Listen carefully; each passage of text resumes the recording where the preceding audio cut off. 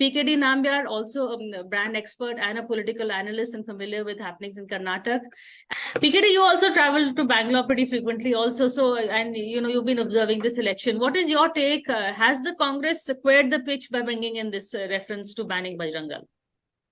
Well, Karnataka election is a very, very important election. Now, you know that from the last 1 year or so, I have been telling that the Karnataka election is going to defining moment for the 2024. And I know for the fact that people will say that, oh, how can you say that a state election? But Karnataka is a very important state.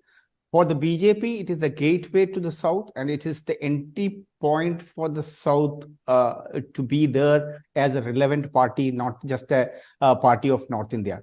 But in the meantime, for the Congress, South of India is considered, even though they are not that relevant except Karnataka and Kerala. But there is a feeling amongst the entire India that Congress is predominantly even now a strong party in the south of India. Whereas Telangana, Andhra, and all of those places, Congress, Tamil Nadu Congress is either negligible or very, very, very small. So the importance of this election from here onwards, if you really look at from after this, there are 3 more states that are going to be on a major poll: Madhya Pradesh, Rajasthan, and Chhattisgarh. And all these 3 places, the Congress and the BJP is going to be on the real fight. So from that angle, this election has got a huge importance. To the next part of it, that is the Bajrang Dal part. The Bajrang Dal part was a big misfire by the Congress. Somewhere, the Siddaramaiah and these factions, they still feel that the one part, the BJP is representing the majority community. Yeah, somehow I need somebody. So the somebody who could be that, the somebody who could be that I should appease the minority community, wherein they are in big pockets in a very major vote bank, whether it is, as you say, as Liza was talking about, the Mysuru region, or even in the South Karnataka or the coastal Karnataka, there is a large amount of Muslim population, which is dominated Muslim population, wherein they can be a good vote catchers who could be a potential vote bank, which today, as of now, today in the conditions, they may vote for either JDS or the Congress, not for the BJP. So the appeasement politics, when it comes to a state like Karnataka, it doesn't really go well. The reason being, as Rajivji is your own state, it's a very progressive state. But that does not mean that you take the cultural values of a society, and that is embedded in every Indian, whether it is a Karnataka, Keralite, or a UP, or anybody, it doesn't matter. The Bajrang Bali or a Sri Ram, or for that matter, any of the Sanatan Vishwas is embedded in everybody's individual. Now, my humble question is, the last 40 years, forget about the 50 years or 60 years, 40 years, how many people have been killed by Bajrang Dal in India? How many?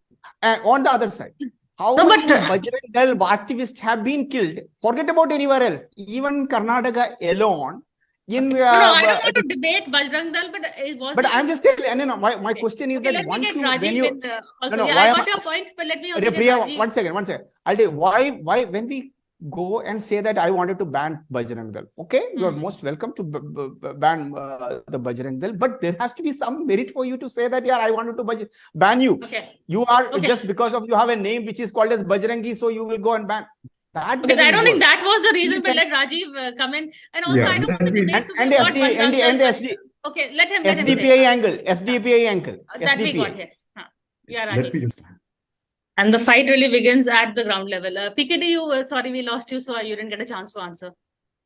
No, I think the elections are now fought, both assembly or Lok Sabha, or every elections are fought in a different mode altogether. I think the Prime Minister Modi, there is no doubt that is the undisputed leader when it comes to the India as a Prime Minister candidate. And I think the people of Karnataka, or for that matter, anywhere and everywhere, will be voting in a different pattern altogether. Coming back to the Karnataka election, I personally feel that about 6 months back, Congress had a narrative in Karnataka wherein they were able to challenge the BJP as a government in terms of, at least from the point of view of corruption, whether it's 40%, 50%, they may be a number just to say, because that a government cannot function in 40% or 20% or whatever it may be. But then they have been able to create some kind of a pressuring in the minds of the people that this government is a little corrupt government, or they are not doing as good as it should have been. But the problem is that as it goes further, the Congress has got a character. The character is not built from today or yesterday. That's the way the mold of Congress has been made, that the appeasement has become a part and parcel of their blood group. So somewhere or the other way, कहीं ना कहीं किसी न किसी तरीके से they will get into that. For an example, SDPI is officially supporting Congress. And can you imagine that the Mallikarjun Kharge saying that they are a secular party? And who else in this world will believe that SDPI is a secular party? PFI and SDPI is the one and the same coin. It's only just a political outfit and the other one is a terrorist outfit.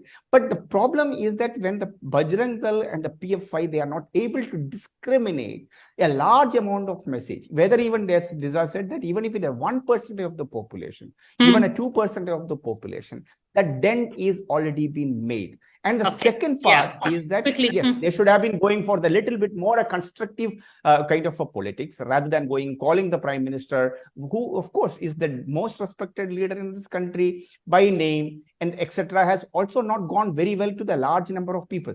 And finally, the man and mission is working on each and every household in Karnataka. Even in last week, when I was in Bangalore, every household is being touched upon by the BJP Karyakartas, going, staying and living. So there cannot be such a unparalleled campaign is going on.